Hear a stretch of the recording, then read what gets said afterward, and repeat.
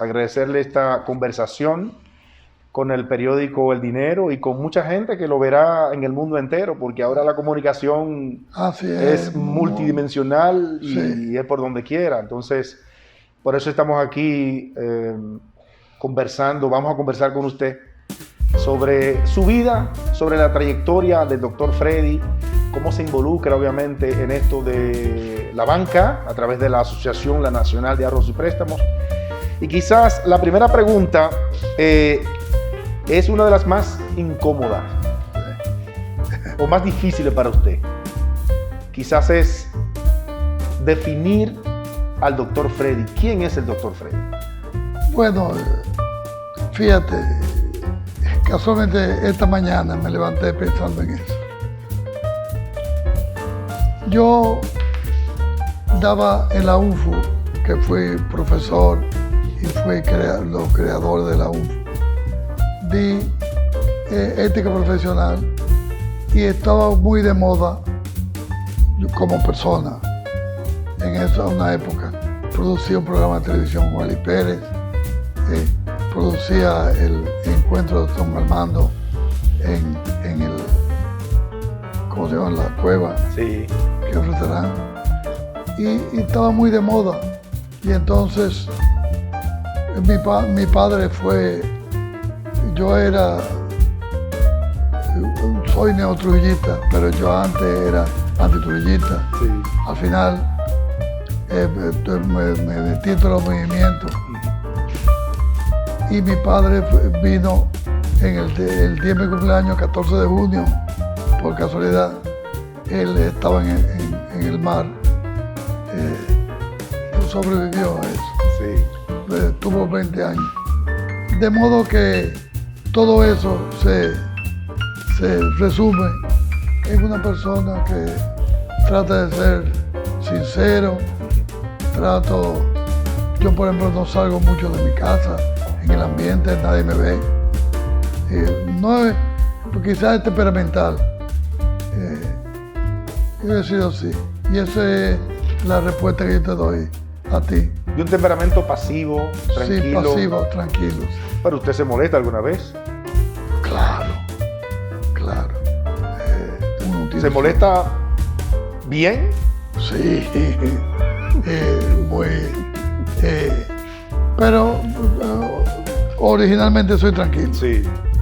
En mi casa todo el tiempo. Lo que pasa es que hay personas que se molestan y hay otros que explotan a cada instante y hay otros que se molestan cuando ya realmente la situación lo amerita también. Sí. No, yo soy como observador de la situación mundial y local. Tengo mis teorías, como otros lo tienen, del país, de cuestiones. Y eso resume más o menos lo que yo soy. Por ejemplo, con eso de que usted observa la sociedad local y mundial, en el caso de República Dominicana, ¿cuáles son los aspectos que más le preocupan en materia de la sociedad que hemos construido y que constantemente construimos? Sí, mira, me parece que una explosión demográfica. Tenemos más habitantes que muchos países de América Latina. Creo que somos el primero o entre los tres primeros. Y creo que demasiada gente. Y la ignorancia y la superstición nos acompañan. Siempre. Entonces, es muy difícil. Yo leía en internet, por supuesto, que ahora está de moda, que otros países tenían en educación, hicieron una gran inversión, sobre todo Rusia, y se murió, y 100 años después recogieron los frutos, como los vemos hoy en día, los que van a Moscú o San Petersburgo, que es una gran cultura.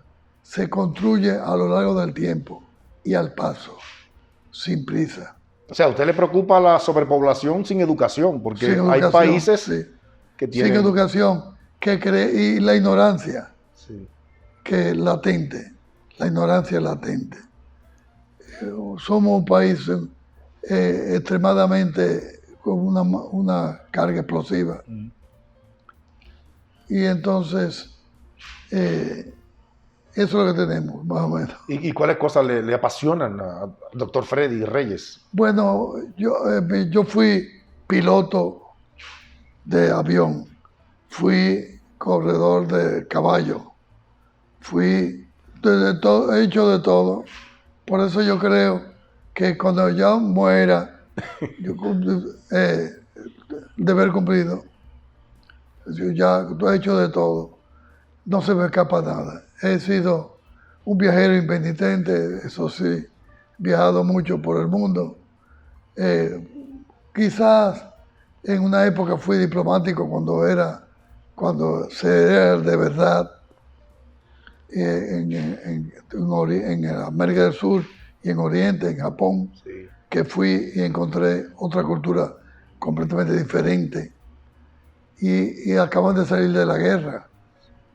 De modo pues que me parece que debemos acercarnos más a eso, al nivel más alto cultural. No veo que un gran esfuerzo se está haciendo en educación y lo necesitamos. Ahora, hay que ir más al paso. Si hay que empezar en enero, febrero, empezamos en enero, febrero, pero empezamos. Sí. Con todos los requisitos. Aquí la gente, aquí no, la humanidad entera, le gusta mucho la cosa sencilla, más fácil de hacer. Yo soy un trabajador dicto. Recuerdo que Salvador Vitaluga, que era el director de la escuela de periodismo, me decía, ¿tú estás escribiendo un libro? Digo, no, yo me levanto a las 5 de la mañana, tengo que producir lo del listín en el suplemento. Y en los sábados tengo que también trabajar porque tengo que producir encuentros con Eli Pérez. Sí. Y en la semana me dedico a la universidad, pero también soy profesor, tengo que preparar las clases. ¿Y qué tal esa experiencia en su vida ejerciendo la comunicación? ¿Aprendió mucho? ¿Le satisfizo? Aprendí bastante a conocer el humano. Sí. Porque la comunicación hay que vivirla intensamente, hay que gustarle a uno y saber que día a día hay nuevos caminos en la comunicación. La comunicación ortodoxa de hace tiempo, bueno, la dejamos atrás, pero va evolucionando mucho. ¿De qué año a qué año usted ejerció la comunicación? Refresco la memoria. Bueno, en los años 60 Ajá. y pico hasta los 72 que vine a la Nacional. Yo tuve 14 años en Encuentro. Eli Pérez se había ido para Estados Unidos a la oficina de turismo en Nueva York. Y entonces me quedé un par de años y lo cerré todo, desgraciadamente. Pero creo que en la comunicación, en la UNFU fue mi trabajo, Sí. comunicar, y es muy bueno. La comunicación es un mundo, un universo que hay que descubrir, hay que llevar. De hecho, la comunicación ha salvado el mundo. Sí. Es así, ¿eh? Completamente. Ha logrado salir de los conflictos bélicos más grandes vía la comunicación. Sí. Es importante eso entenderlo. Sun Tzu, el famoso general chino, decía que la comunicación que está todo, que en las guerras se forman en comunicación y se terminan en comunicación. Así es. Sobre un escritor. En el arte de la guerra. El arte de la guerra. Justamente. Sun Tzu. ¿Qué valor tiene para usted el concepto de familia? Para mí la familia, bueno, yo he tenido una mujer sola durante más de 50 años y 4 hijos. Y creo que la familia es fundamental. Uno a veces se siente solo, pero la familia es un núcleo importante en la vida de los pueblos y en la vida personal. Uno puede evolucionar o no dependiendo de la familia, dependiendo de los hijos de la mujer, que no es como uno lo soñó, sino que es muy difícil. La vida es bastante difícil. El matrimonio, usted se casó hace ya, usted dice, casi... Bueno, en el 70 yo estaba muy chiquito, pero creo que fue en el 70, algo así. Sí, pero ¿usted tiene alguna anécdota de ese matrimonio? Sí, bueno, tengo anécdotas. Mi mujer dio a luz en Japón un primer hijo en Japón. Y por suerte que ella hablaba francés, que las monjitas hablaban algo de francés. Y entonces fue un trauma para nosotros dos. Y el médico al final, que era americano, se fue. Por suerte teníamos un hijo de un famoso médico que era japonés. Pero ella finalmente siguió como los americanos. Eran médicos americanos. Sí. Usted puede identificar, ya que habló un poco de la necesidad de la familia en la sociedad, sí, ¿cuáles son esas debilidades que usted puede observar hoy día? Debilidades en la familia y que por supuesto le hacen falta fortalecer o vencerlas para que la sociedad sea mejor. Bueno, mira, todo un universo en la familia, un universo que uno tiene que descubrir y vivir en él. Y buscar, tiene que ser muy comprensible la mujer, en primero, porque hay un sentimiento diferente a otras culturas. El hombre siempre tiene el predominio. Desgraciadamente no será así, sí, no tiene que ser así. Pero en la cultura dominicana, el hombre siempre es el sostén de la familia. Entonces, ella tiene que saber, la mujer tiene que saber cuando se casa. Lo ideal es que se jueguen las reglas del juego. ¿Cuáles son? ¿Qué te gusta a ti? ¿Qué te gusta a mí?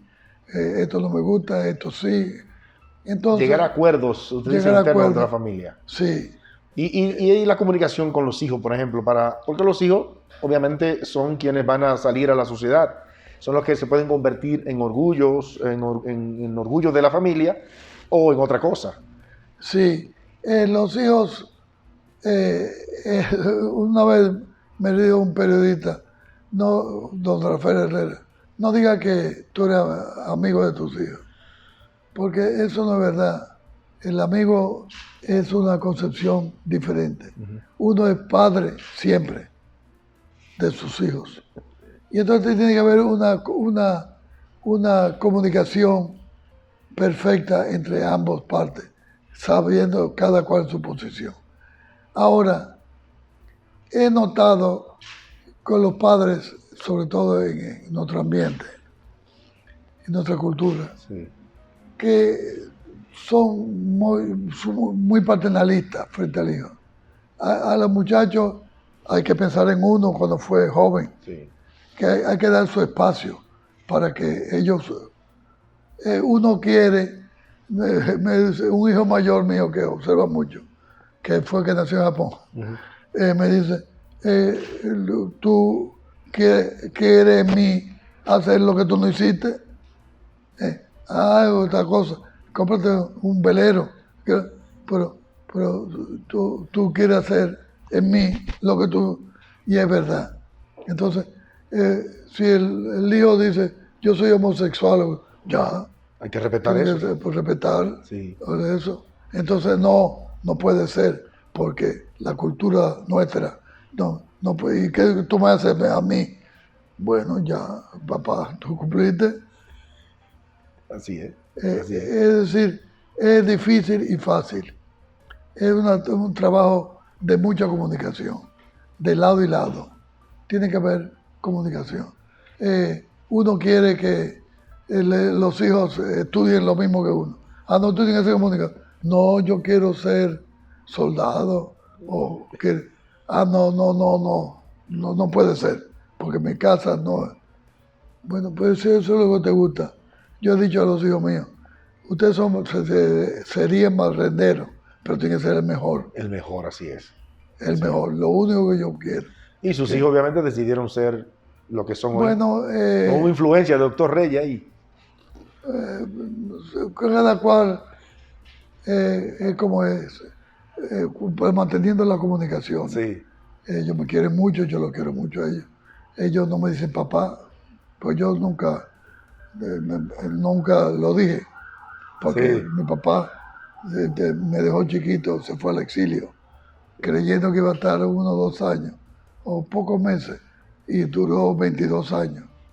Entonces, la palabra papá no se la dije a nadie, ni quiero que me la digan a mí. Entonces ellos me dicen Freddy o Freddy Reyes, qué sé yo. Y entonces hablamos de adultos, desde niños que somos adultos. Yo le exigí que leyeran El Quijote, porque la segunda vez que lo leí en Japón, lloré muchísimo la muerte de Don Quijote, de Quijote de la Mancha. Quijote de la Mancha, el flaco. Y entonces he sido un dicto a los libros. Sí. Y yo viviendo una excelente periodista colombiana, Diana Uribe, que en internet tiene la historia de las civilizaciones, muy interesante. Y en ella yo me retrato como era. Ella designa algunos libros y yo digo, pues yo los leí. ¿Usted sigue leyendo constantemente? Sí. ¿Qué cosas lee el doctor Reyes? Bueno, últimamente la edad me ha cogido con leer sobre las grandes civilizaciones. Sí. La persa, la turca, la egipcia, Egipto, los árabes, civilizaciones que poblaron el mundo y fueron tan grandes como hoy vemos a Estados Unidos o europeos. ¿Y por qué nosotros no podemos ser no somos islas, pero como tal, si nos unimos un futuro, podríamos ser un imperio? Así es. O parte de un imperio. La juventud dominicana, ¿qué cosas le preocupan, que usted observa que puedan ser?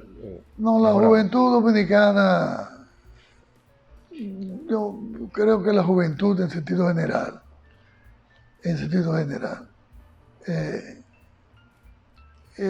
yo no creo que tiene que leer más y estar en internet, buscar cosas más positivas. Noto mucho las cosas superficiales. No es el joven dominicano, sino el joven en la mayoría de los países. Como que son superficiales, que tienen que profundizar un poco más en la vida, que es difícil. Pero eso quizá tiene una relación con la forma en cómo hoy las familias también se desenvuelven, cómo camina la familia hoy día en la sociedad. Quizás la debilidad de la familia también se refleja en que la juventud hoy día tenga ese tipo de así mismo es. La dignidad de la familia se refleja en el comportamiento de los hijos. Sí. Los padres dan educación y los maestros, pero no es suficiente, parece ser. Hay que estar más al día, los cambios generacionales. Estamos dando un gran cambio tecnológico, como lo que ocurrió hace 20 años atrás, 50 años, 100 años, que la gente no pensaba que iba a ocurrir. Y ahora más, con esta pandemia, indudablemente que va a cambiar toda la vida. Y es un proceso de cambios Así es. Que tiene Bueno, estamos en la cuarta revolución industrial, lo llamamos.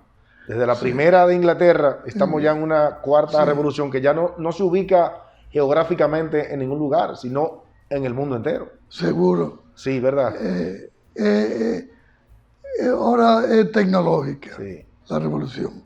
Están en Estados Unidos, Rusia, China, y los países árabes también. Una revolución y un cambio de tecnología. Como tú bien señalas, se produjo la revolución tecnológica, la revolución industrial, con Inglaterra al frente de ella, sí, con los ferrocarriles, etc.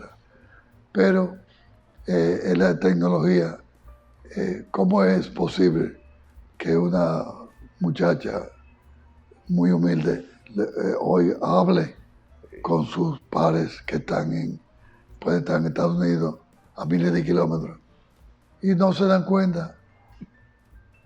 Es cierto. El desarrollo económico de República Dominicana es indudable. Hemos visto este proceso ascendente de expansión del Producto Interno Bruto y ciertamente este país es otro cuando lo comparamos 20, 30, 40 años. Sí.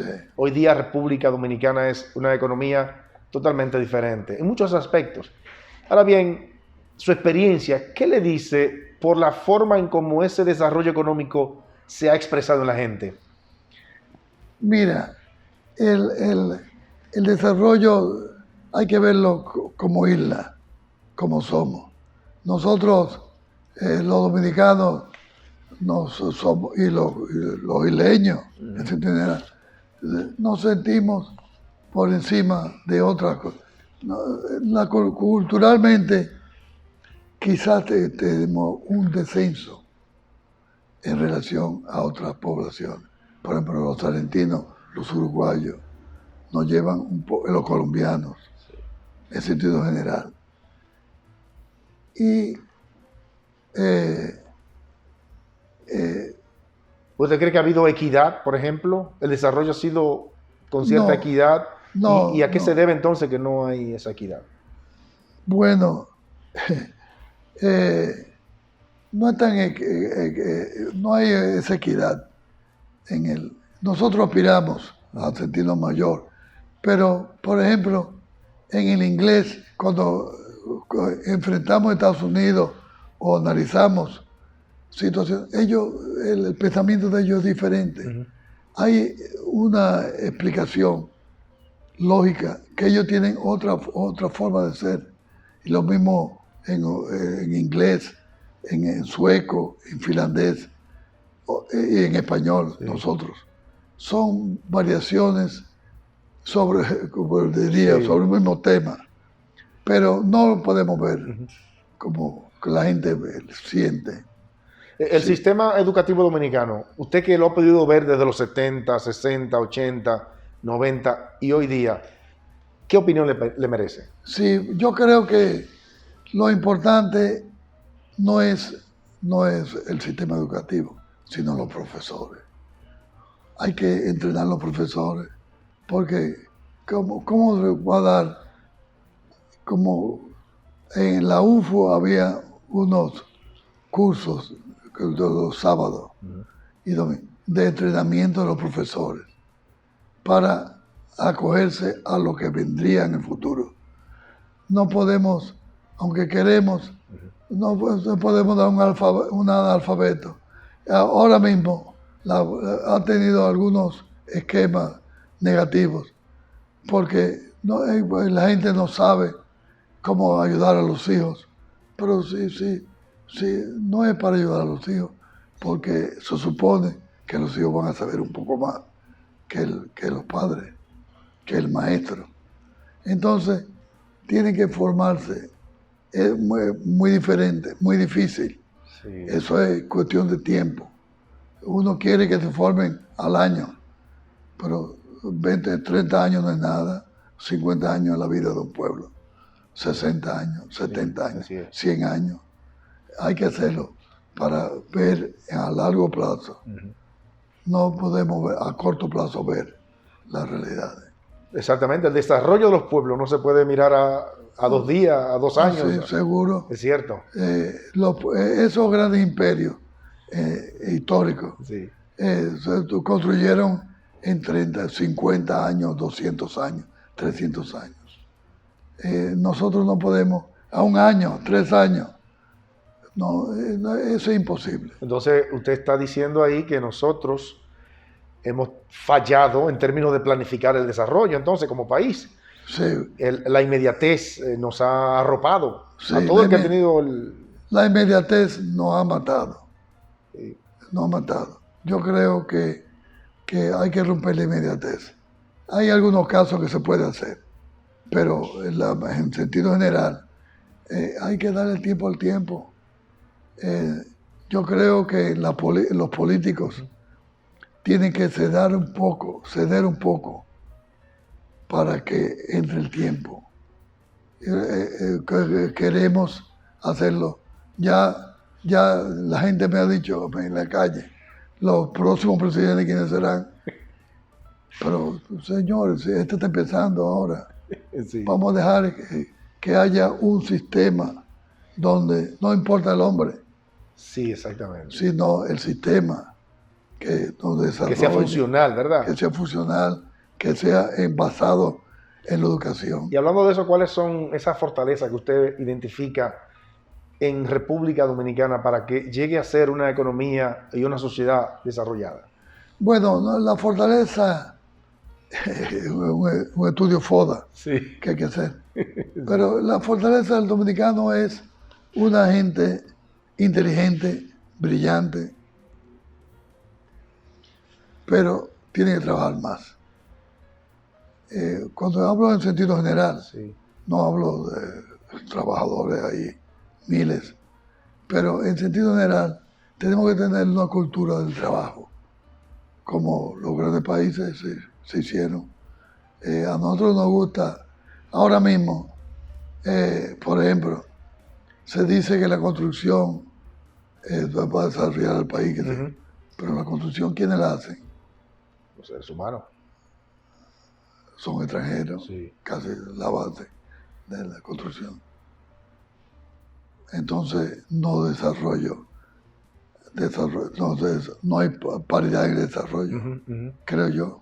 No, le digo porque ciertamente que el desarrollo de los pueblos no está en el pueblo en sí, sino en el ser humano, que es el que forma esa sociedad, el que la conforma, ¿verdad? Eso es perfecto. ¿Y qué le parece la frase falta de oportunidades? ¿Qué le viene a la mente cuando le decimos eso? Bueno, en este país hay mucha falta de oportunidades. La gente se merece más oportunidades. Desgraciadamente yo no soy político para decir todos necesitamos la oportunidad, pero hay una deficiencia de oportunidades donde, como en otros países, que puedan acceder más fácil a vías de trabajo. Y vuelvo y te digo, el dominicano es inteligente y laborioso. ¿Es resiliente el dominicano? Sí, creo que sí. Ha demostrado históricamente que puede reponerse rápidamente a situaciones adversas. Por ejemplo, esta misma crisis que no es nuestra, sino global. ¿Puede demostrar eso? Sí, yo creo que sí, que el dominicano va a salir. Yo soy un optimismólogo profesional. Sí. Yo creo que sí, que sale de esto. Y la humanidad entera va a salir. Sí. Va a salir mejor. Más fuerte. Más fuerte, más vigorosa. ¿Qué le parece la corrupción privada y en el sector público de este país? Bueno, un amigo que es medio filósofo me dice que es un mal endémico que es la propia persona. Yo creo que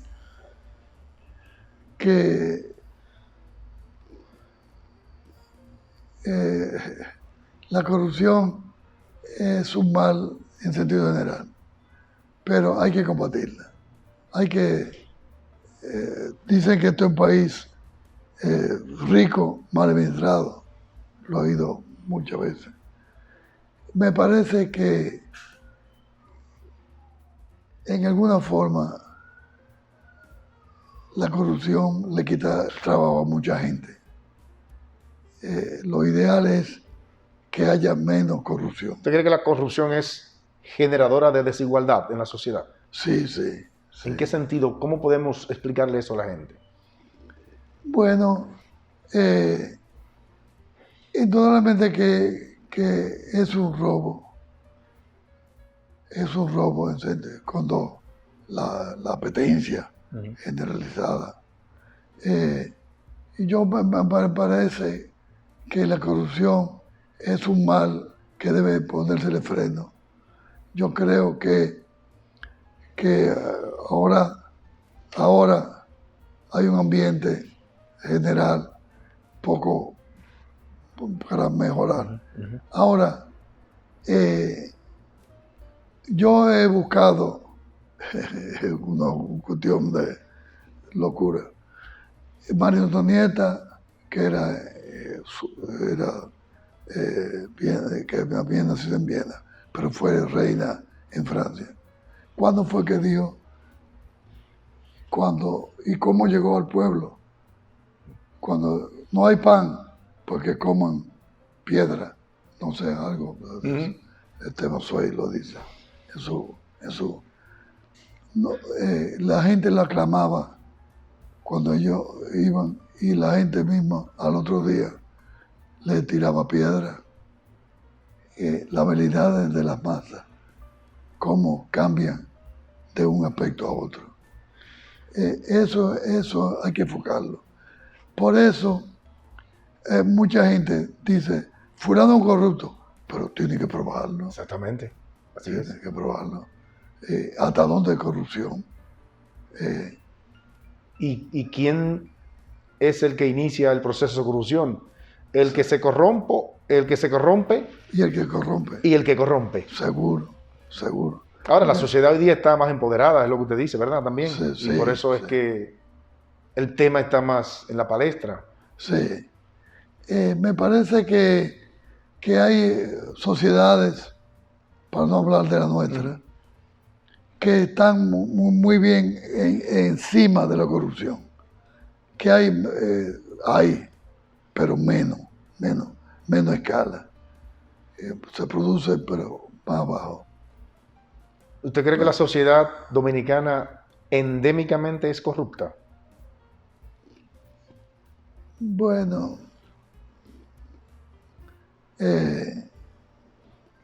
hay que ver, hay un estudio de antropología sobre la sociedad dominicana.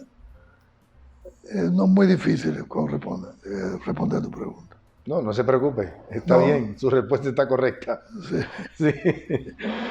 Usted ha tenido experiencia diplomática y nos gustaría saber en el periódico El Dinero cómo se inicia ese proceso del doctor Freddy en la vida diplomática.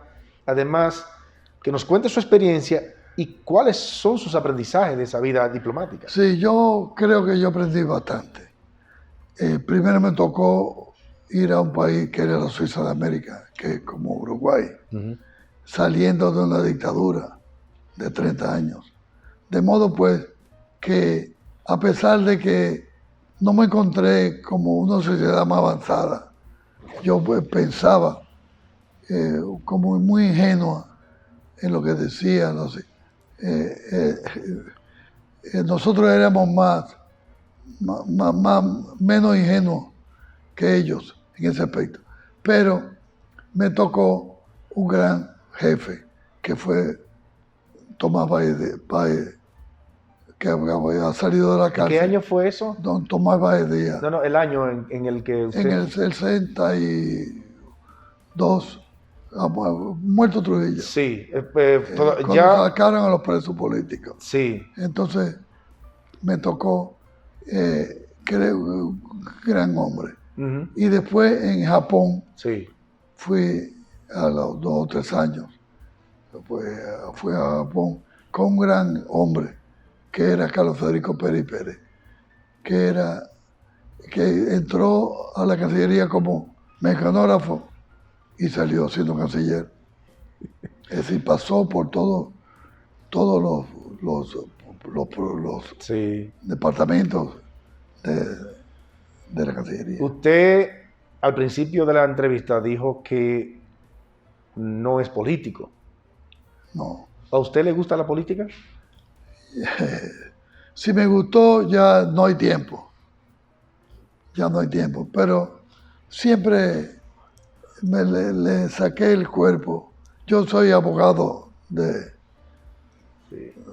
la universidad y que creía que iba más, pero la política en nuestros países como el nuestro no es lo que uno soñó.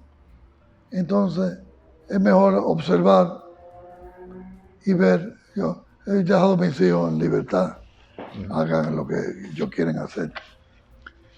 Indudablemente que ha habido una evolución positiva en los políticos. Va un poco detrás de la sociedad, pero van evolucionando. No es el mismo político dominicano de hoy que de hace 50 años. ¿Qué opinión le merece la figura de Trujillo en la historia dominicana? Bueno, todo depende si necesitamos un hombre como Trujillo. Yo no fui trujillista, pero a veces pienso que necesitamos orden, y Trujillo lo impuso un poco estricto, era de más, pero necesitamos orden, necesitamos movimientos estancos para uno moverse. A veces uno se mueve más para la izquierda, para la derecha. Hay que tener... Y es parte de un proceso. Sí. Parte de un proceso. Por ejemplo, Joaquín Balaguer, ¿qué opinión tiene de él? Balaguer, que trató de hacer un trujillismo sin Trujillo, era el hombre más valioso en el régimen y el más trabajador de todos. Y no iba a las cuestiones públicas de Trujillo, ni privadas. Trujillo lo invitaba, y él era un bandido, pero guardaba la apariencia. Fue un gran gobernante. Hay personas, por ejemplo, que califican el periodo 1966-1978 como un periodo de transición en la democracia dominicana. ¿Qué le parece eso? Sí, yo creo que sí. Hubo una transición. Era muy rápido en el 61, 62, 63. Y el proceso se produjo cuando debía haber estado ya más madura la situación. Veníamos sin conocer nada, no nos permitían oír radio de fuera, nada, ni revistas. ¿Y Juan Bosch? ¿Y Juan Bosch para usted? ¿Qué le parece a Juan Bosch? Un político. ¿No era un hombre importante, no hizo aportes importantes a la democracia dominicana? Que yo sepa, no sé, no lo he estudiado profundamente. No. ¿Usted cree que en el 62, cuando él ganó y asume en el 63, él no tuvo o no tomó las decisiones correctas, por eso no fue presidente durante el periodo completo? Mira, yo, que lo voy a decir por primera vez,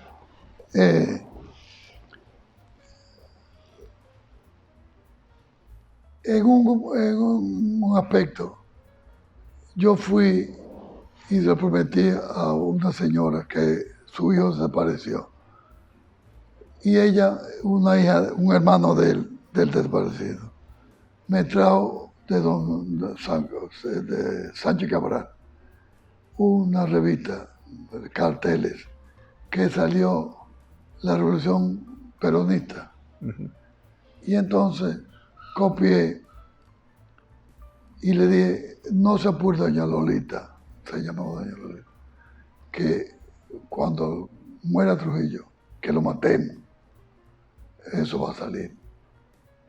Y una ley que decía, y yo la llevé a Bienvenido Mejía, que era consultor jurídico, uh-huh, o ministro de la presidencia, no sé. Y le dije, mira, esto para hasta un gobierno. No me quitaron eso y entonces lo pusieron para toda la vida, pero evitando lo oigo mucho, que se habla de la cuestión trujillista, la cuestión, pero eso fue para un gobierno nada más, hasta que se elija el nuevo gobierno, para no tener que bregar con el trujillismo, porque, como se lo dije yo a Antonio Inver en una oportunidad, si Trujillo hubiera hecho elecciones libres, ganaba. Ganaba con 61%. Pero con más partidos, obviamente, sin una competencia igual. Sí, pero él era indudablemente que tenía carisma. Sí. Que tenía, aunque yo no fui nunca de él, pero él tenía carisma. Y entonces yo dije, esos símbolos trujillistas, el que lo tenga, el que se lleva a Bosch y a los que vengan. Entonces hay que evitar durante 4 años, hasta que el gobierno se estabilice, surja un nuevo gobierno como surgió el de Bosch, y sin ese problema. Eso se prolongó más. Ahí me di cuenta de los políticos que dicen una cosa, hacen otra. Y entonces... la época del 60, por ejemplo. En la época del 60 está la muerte de Trujillo en el 61. Sí. Balaguer es el presidente en ese momento, en funciones. Viene el triunvirato y todo. Bueno, Juan Bosch gana. Tumban a Juan Bosch. Viene entonces el triunvirato, viene la guerra. Y otra vez regresa Joaquín Balaguer en el año 66. Sí. ¿En qué fallamos nosotros en esa época? Que prácticamente más de la mitad de esa década se pierde. Bueno, el país estaba muy dividido entre derecha e izquierda, digámoslo así, derecha e izquierda. Entonces, no había cohesión para elegir a un candidato. A este no sirve, este. Entonces, Balaguer hábilmente, que le gustaba la política y el Estado, se deslizó en el medio de los dos. Y así en el PRD, por ejemplo, vemos las contradicciones internas en el partido. Y entonces Balaguer obviamente se metía entre los dos. ¿Qué le pareció Antonio Guzmán como presidente de la República? Fue un gran presidente. Indudablemente que sí. Y la primera dama creo que ha sido hasta la época la mejor primera dama. Es un gran hombre. Sí. Muy serio. Por eso se mató, por seriedad. Y fue uno de los mejores presidentes que hemos tenido. ¿Qué opinión le merece José Francisco Peña Gómez? Peña Gómez, fuimos amigos circunstancial. Un gran hombre, un gran líder. Desgraciadamente su color no lo impidió, y sus características personales, familiares, llegar a ser presidente. Pero hubiera sido un gran presidente, a pesar de que se diga eso. Tengo que aprovechar para pedirle su opinión sobre Salvador Jorge Blanco, por ejemplo. Bueno, fue un presidente de oposición, a Balaguer. Yo creo que en su camino fue un gran presidente. Un presidente, y al final cayó preso, porque Balaguer no podía permitir eso. Pero la corrupción fue menor, no debió caer preso. La gente, pero él no supo defenderse, quizás. No supo defenderse, siendo un abogado brillante. no sé, no entiendo ese caso. Pero fue un gran presidente, sí. ¿Y Leonel Fernández, qué le parece? Sí, Leonel, sí, creo que sí, que es un gran presidente. Un gran presidente. Sí, sí. Pero Leonel también tiene otras características como hombre de sociedad.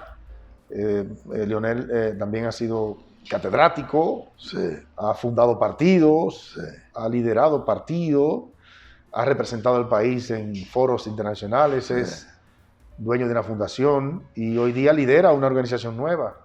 ¿La trayectoria de Leonel Fernández usted cree que ha sido correcta, exitosa, sus aportes al país? sí, yo creo que sí, que Leonel es una de las fuerzas que queda en el país. Ha sido muy positivo. En el PLD hay gente de mucho valor, de mucho valor. Y creo que Abinader también ha hecho también una buena. Hay que esperar que termine, Sí. por supuesto. ¿Y Danilo Medina? Danilo, que es yo le llamé que le dirán Danilo el bueno. Creo que fue un buen presidente, creo. Pero al final se separó mucho de la base del partido, del pueblo dominicano. Él entendió, o no quiso entenderlo. Hay que verlo, preguntarle a él. Ahora es muy, muy temprano todavía, pero al paso de los años, él dirá por qué actúa de esa manera. Creo que tenía un gran candidato, este muchacho. Usted hablaba, por ejemplo, de la corrupción ahorita, nos mencionaba Sí. un poco eso, y usted cree, por ejemplo, que llegará el momento en que este país realmente aplique sanción, haya un régimen de consecuencia para los corruptos? Yo creo que sí, que aparentemente el presidente Abinader, el actual presidente, lo ha dicho. Y los pueblos van cambiando. No podemos seguir mirando atrás, sino mirando hacia adelante. Los pueblos van cambiando. No se puede permitir esa absoluta corrupción. Indudablemente que lo hubo. Pero... Bueno, yo quisiera en este momento quizá hacer un cambio de tema y entrar en algo que también usted nos puede ayudar mucho. Sí. Y es hablar un poco de los momentos más importantes en el desarrollo del sector financiero, quizás iniciándonos desde cuando se crearon las asociaciones de ahorros y préstamos, que nos ubique ese momento, cómo se decide eso y que nos cuente a partir de ahí algunos de los momentos más importantes que usted considera dentro del desarrollo del sector financiero en este país. Bien, indudablemente que el sector financiero ha tenido una buena norma en el Banco Central, un gran gobernador, indudablemente. Y la superintendencia cumple su rol como tal. De modo pues que hay un equilibrio muy interesante. Las instituciones financieras pertenecientes al sector financiero, por la redundancia, mantienen una línea que le dan indudablemente que el Banco Central y la Superintendencia de Bancos. Yo he oído gente, por ejemplo, dice, pero ¿qué hacía la Superintendencia de Bancos cuando el banco ha quebrado? Bueno, hay muchas formas de ocultar los números que aún los auditores no pueden entenderlo. Me decía un auditor que hay 100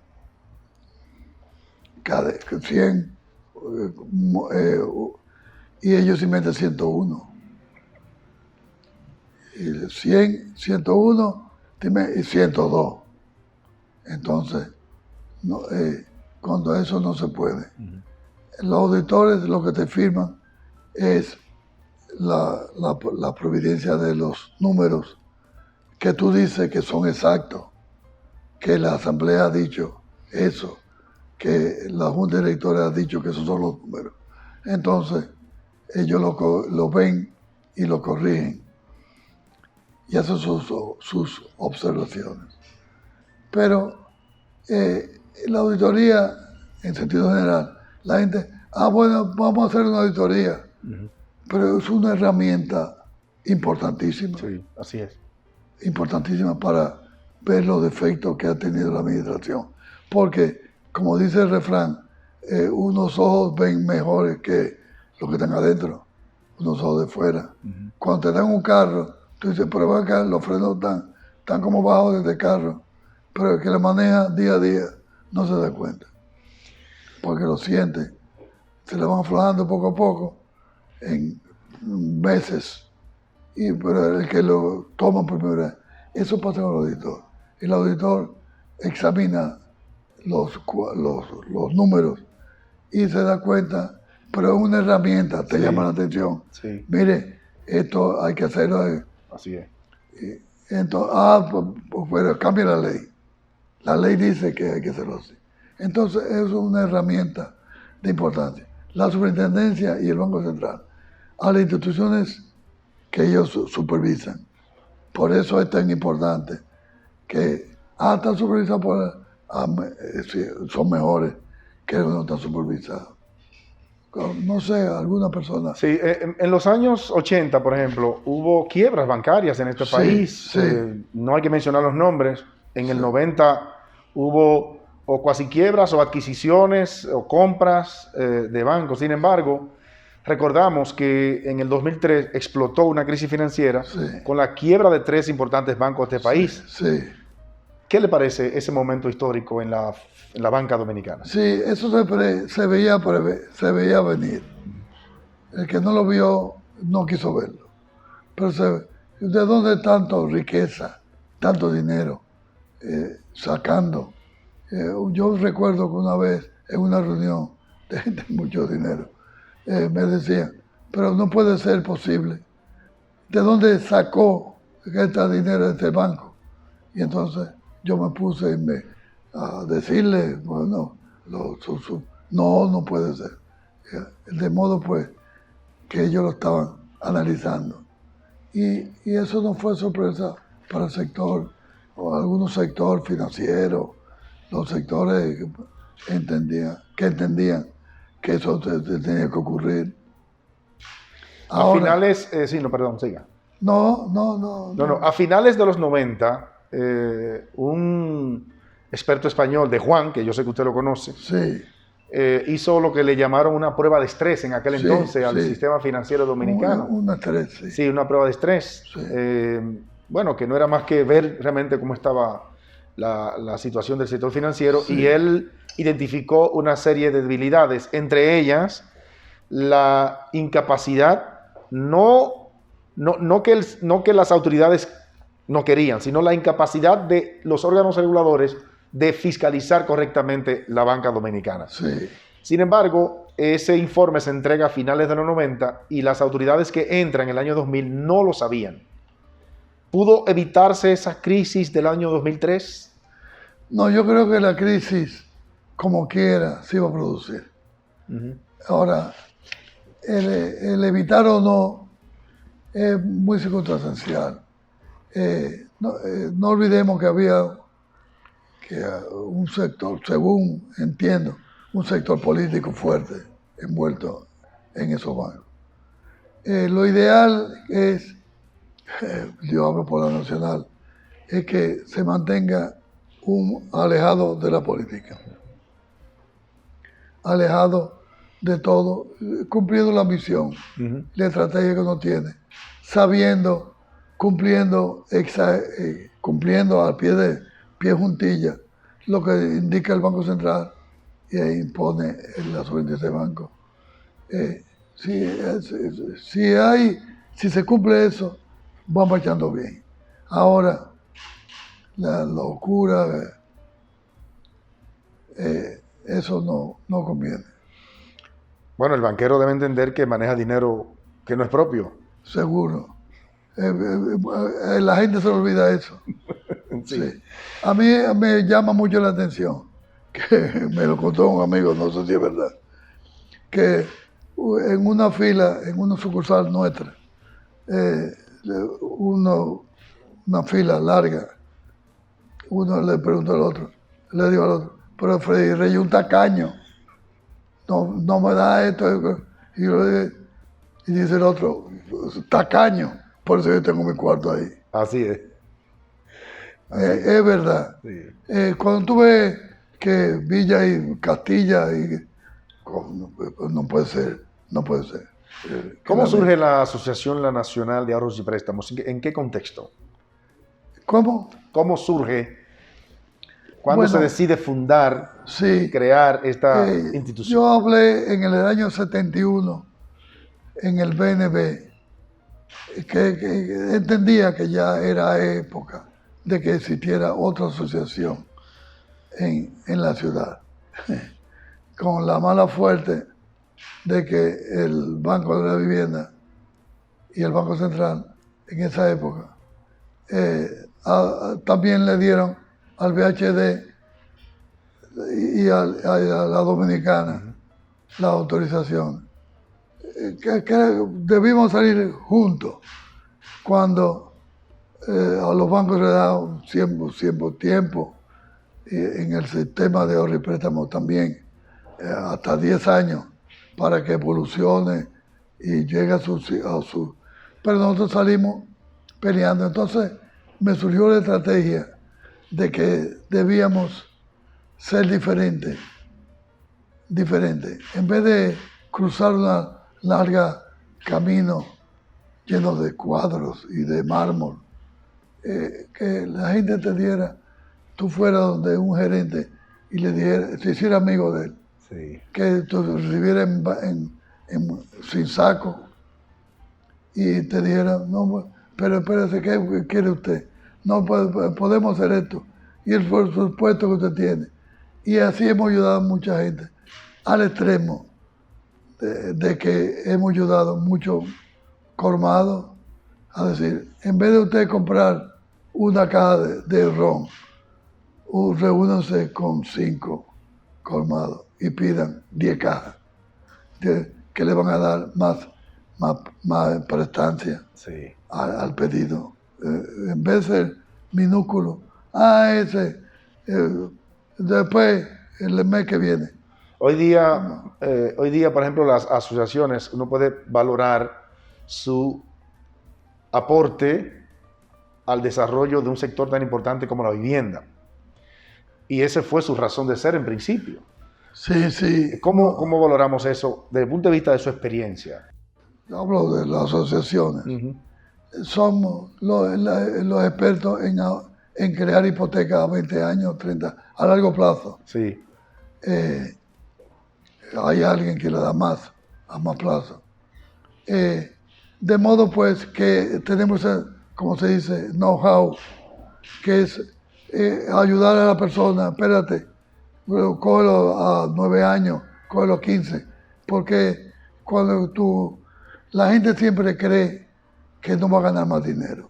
Tú vas a ganar más dinero en el futuro, aunque sea la gente más sencilla del mundo, va a producir más. Porque entonces puede endeudarte más o esperar 2 o 3 años para poder hacerlo.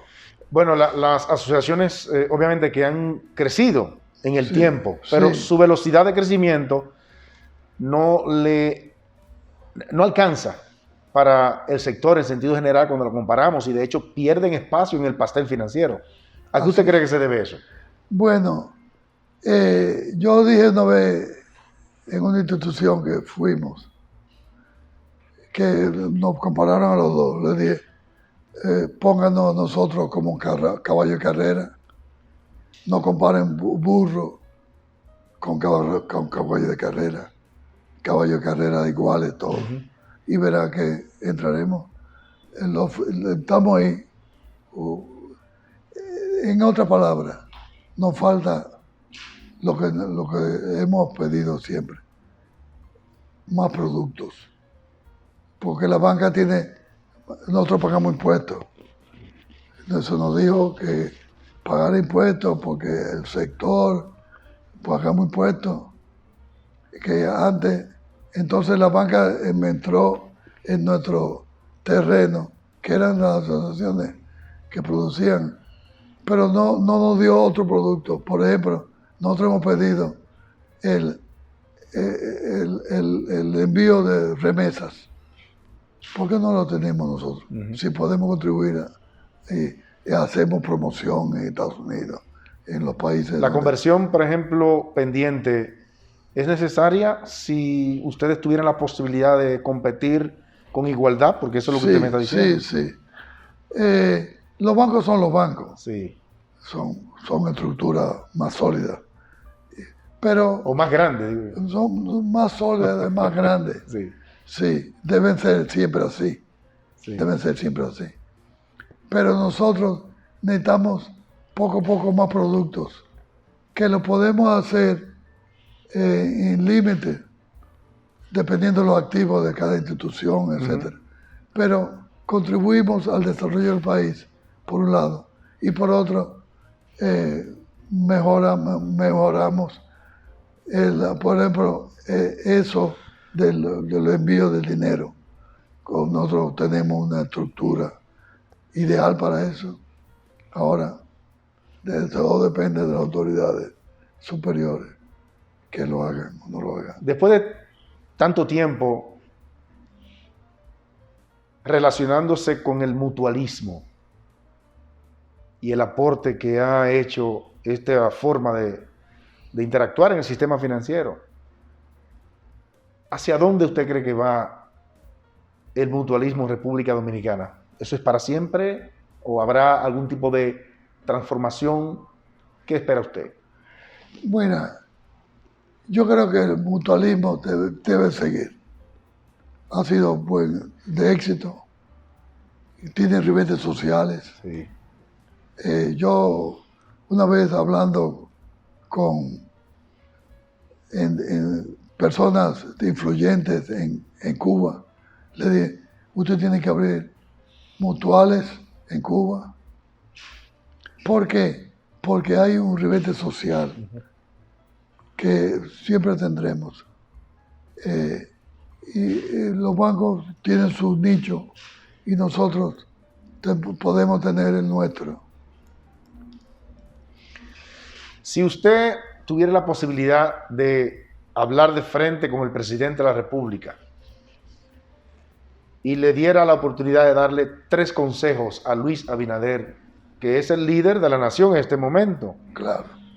Independientemente del contexto en el que le correspondió asumir la presidencia, que es difícil para él y para cualquier presidente en este momento, 3 consejos importantes que usted considera puede darle para que este país eche hacia adelante.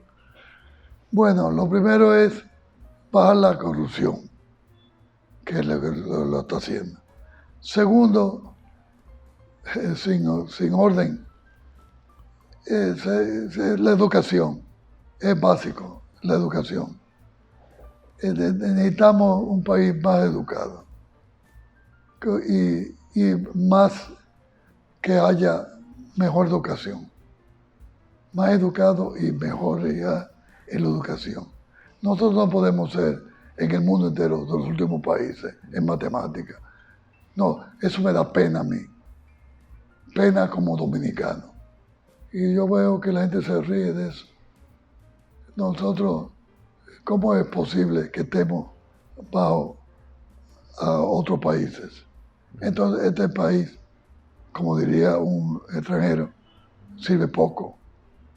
Entonces, la educación es fundamental. La educación del padre, del maestro, del alumno, de todos en sentido general.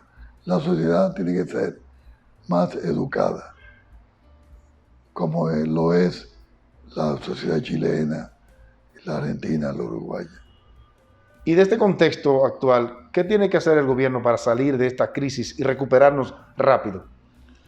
El contexto que tiene que ser como dirían antes, amarrarse los pantalones y llevar al concierto de los países del mundo. Hay una mayor exportación que yo creo que hay que abrir el turismo a pesar de la pandemia, porque la pandemia seguirá después que viene la vacuna, la vacunación general, que mucha gente le tiene cierta fobia. Pero en general habrá vacunación, entonces va a bajar la pandemia. Como hay otros virus, hay más de 20 o 30 virus diferentes. De modo pues que tendremos siempre una pandemia acechando, pero necesitamos, estamos en una posición envidiable de turismo, volver a que es difícil, no es una tarea fácil, que es difícil, porque usted bien, tú mismo has ido a Estados Unidos, a Florida, y le dice, ¿cómo los americanos van a nuestro país? Cuando hablan su propio idioma, tienen la propia comida, la propia costumbre, pero vienen al país. ¿Por qué? Porque el dominicano es un atento, es servicial, alegre. Eso es lo que pasa. Pero necesitamos aprendizaje de idiomas.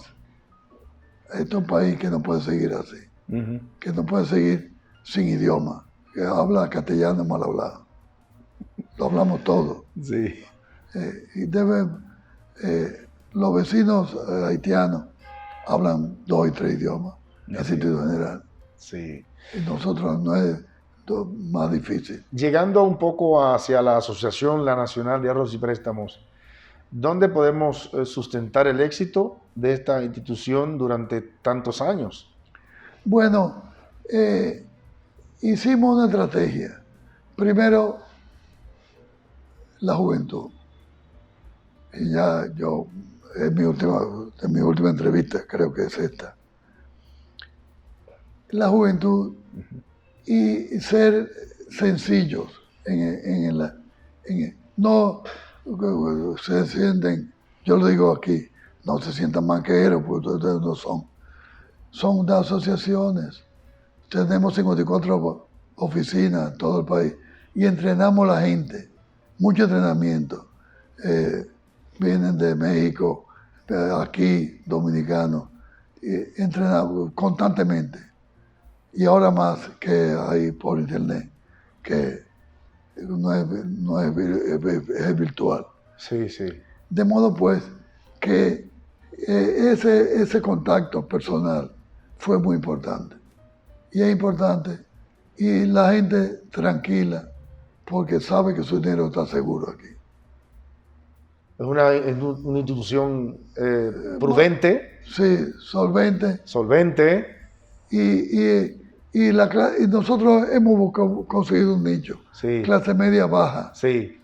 No nos interesa, hombre, si viene una persona con 20 millones de pesos, sí, bienvenido sea. Pero nos interesa más el cheleo. Atender ese segmento de la población que anda buscando. Ese segmento de la población que se siente cómoda. Mira, hay oficinas en que la gente va toda la tarde a tomar café y a leer el periódico. A tomar café, no dejan nada. Pero tienen su dinero ahí, su libretica, su cosa más moderna ahora. Pero ya, una última pregunta, don Freddy. Sí. Le agradecemos, obviamente, esta oportunidad de conversar con nosotros. No, yo contigo.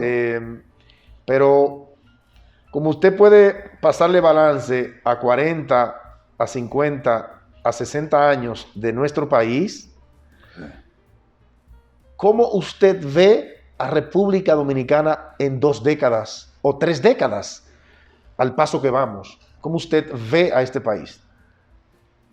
3 décadas adelante.